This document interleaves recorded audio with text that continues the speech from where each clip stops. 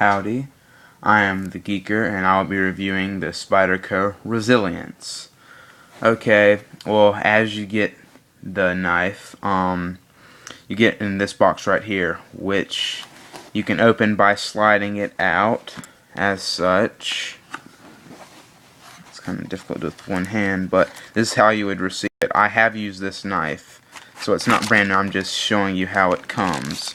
So you slide the packaging off of it, which I should have done it the other way. It's the easiest way to get it off. So here's the box that it slides out of the slip cover. There's the back. It's pretty standard. That down there. This is the box that it comes in, and it's got this little foamy kind of, not sandpaper, but it's like, it's just, I guess, a thin piece of foam. And it comes with this right here, which gives you the warranty, and that's pretty much it. And it tells you to not do this and to not purchase this if like you're underage, and it tells you the Spyderco website and stuff like that. Okay, so it comes in like that right there, and it comes in this packaging right here.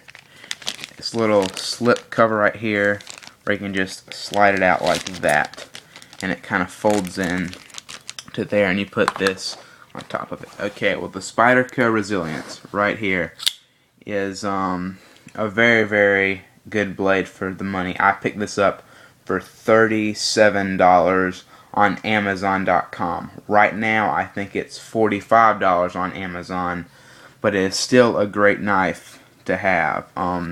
It is made with Spyderco's regularly used 8CR13 MOV, as you can see right there.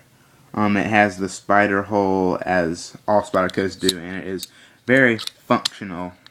Of course, what I've done with mine is I got like some stuff stuck in between the washer in here and the liner, so it's not as fast as I want it to be, and I had to I don't have any torque screws, so I went to Lowe's to get some, but then I figured out that Lowe's only sells them like in those sets where it's like T9 and up, which this hole right here, the middle hole you see, the bigger hole, is the only thing that worked on. So I loosened it up, and it kind of made the blade, instead of where it should be, it turned up there, and it was way too loose, and I had to redo it, and the best I could do while I was there was get it to be tightened up, swaying to the right or left if you're looking at it this way.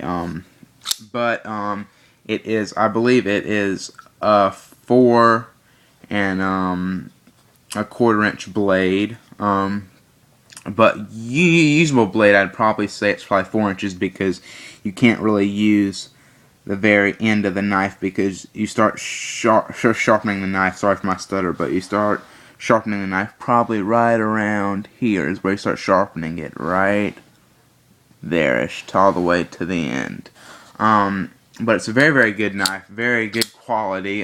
It is, however, made in China, because it is in Spyderco's quality line, not their bird line, but their more cheaper line, which includes the Spyderco Ambitious, which is the smallest.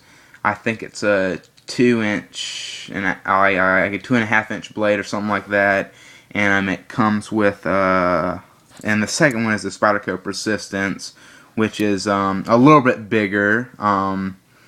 Then you get the Spyderco Tenacious, which I believe is a 3.5 inch blade, or maybe a little bit smaller, I do not know. And then the biggest in that line is the Spyderco Resilience, which, as you can see, is a pretty big knife altogether. Overall, I think it's 9, like almost a 10 inch blade, I believe. But as you can see, it has a liner lock. It is very strong. The only problem I have with this knife is there is very little blade play at all. There is some side to side, but that's because I have messed with it a lot.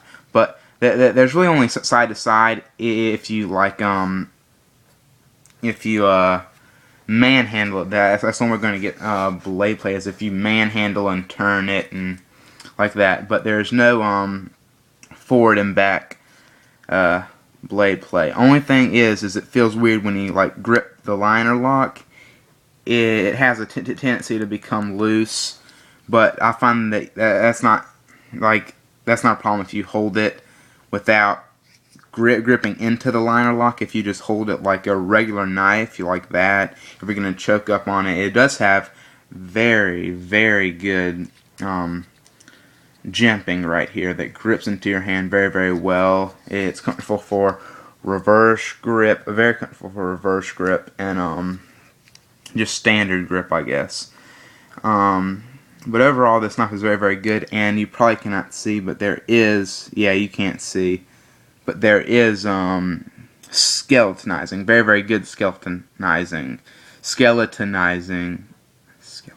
whatever the fuck it is. It is cut. There are cutouts in the liner.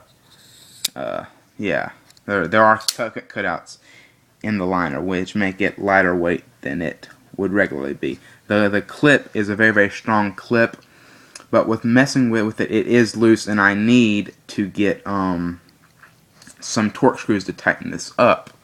But it does have an option to mount your clip either for blade down right-handed, blade down left-handed, blade up left-handed, blade up right-handed. So that's very good. Overall, this is a great knife for tactical defense and even EDC work, because like I said, it is an 8CR13 MOV, which is a softer steel, but it is a very, very good steel. I've sharpened it up a lot of times over like the 3 months I've had it, but that's because I use it so much. I am one of those guys who cuts things constantly, just plays around and tries to get as sharp as I can.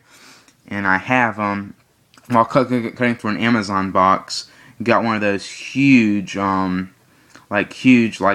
industrial sized staples, and I did make an indentation into the blade, but I did take my file and I was able to bring it back to almost perfect sharpness. That there's no more indentation into the blade where it was at. There's no indentions in it now, but there was, and I had to take a file and go over the entire blade to make it evened out, and then I finished it with a sharpening rod and then a sharpening stone. No, I did a sharpening rod and sharpening stone, and then back to a sharpening rod. I usually just touch it up with a sharpening rod. But overall, this is an excellent knife. Perfect knife for tactical defense, I would say. I carry this guy wherever I go. I would recommend this knife to any person, especially anybody who has big hands, because it does have a very, very wide base of grip for your hands. So I would say this is the perfect knife for almost any person. That was my review of the Spyderco Resilience. This is the Geeker, and I am out.